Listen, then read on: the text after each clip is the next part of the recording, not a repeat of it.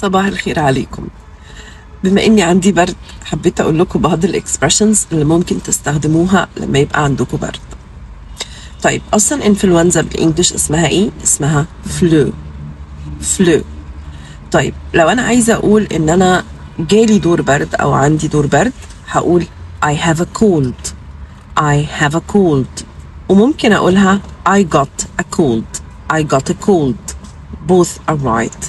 طيب أنا عايزة أقول إن أنا سخن درجة حرارتي عالية هقول I have a fever. I have a fever.